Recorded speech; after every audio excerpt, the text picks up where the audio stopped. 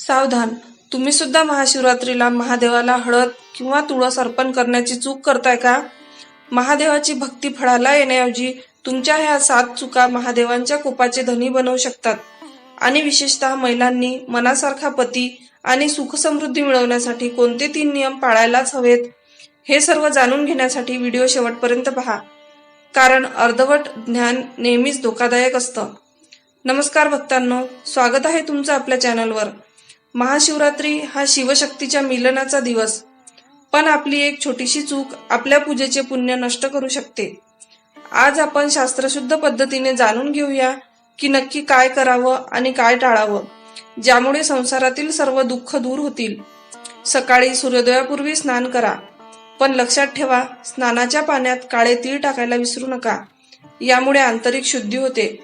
काळे कपडे चुकूनही घालू नका. लाल किंवा हिरवा रंग सौभाग्य वाढवणारा मानला जातो.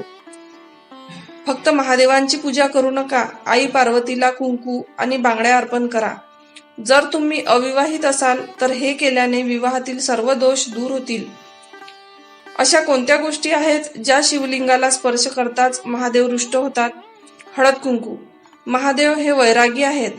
त्यांना सौंदर्याचे प्रतीक असलेली हळद अर्पण करणे शास्त्रात निषिद्ध मानले जाते. केतकीचे फूल. ब्रह्मदेवाच्या खोट्या साक्षीत साथ दिल्यामुळे शिवाने या फुलाचा त्याग केला आहे. हे फूल वाहिल्यास तुमची पूजा व्यर्थ ठरते. तुळशीची पाने.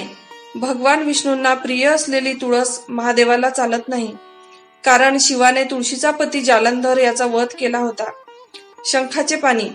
शंखचूड राक्षसाच्या हाडांपासून शंख बनतो, म्हणून शंखाने महादेवाला अभिषेक कधीच करू नका. नारळ अर्पण करा, पण शिवलिंगावर त्याचे पाणी ओतू नका. हे अत्यंत अशुभ मानले जाते. बेलपत्र वाहताना ते फाटलेले नसावे. अखंड 3 पानांचे बेलपत्र हे त्रिदेव आणि त्रिकालाचे प्रतीक आहे. बऱ्याच स्त्रिया शिवलिंगाला पूर्ण प्रदक्षिणा घालतात, पण लक्षात ठेवा, जलाधारी कधीही ओलांडू नये. तिथूनच मागे फिरावे. यालाच अर्ध प्रदक्षिणा म्हणतात. जर तुम्हाला आर्थिक चणचण भासत असेल तर महाशिवरात्रीच्या रात्री शिवलिंगाजवळ शुद्ध तुपाचा दिवा लावून शिवतांडव स्तोत्र म्हणा. यामुळे घरावरील कर्जाचा डोंगर कमी होतो.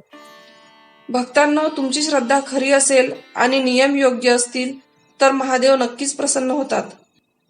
तुम्हाला व्हिडिओ आवडला असेल तर लाईक करा, शेअर करा आणि चॅनलला सबस्क्राईब करायला विसरू नका.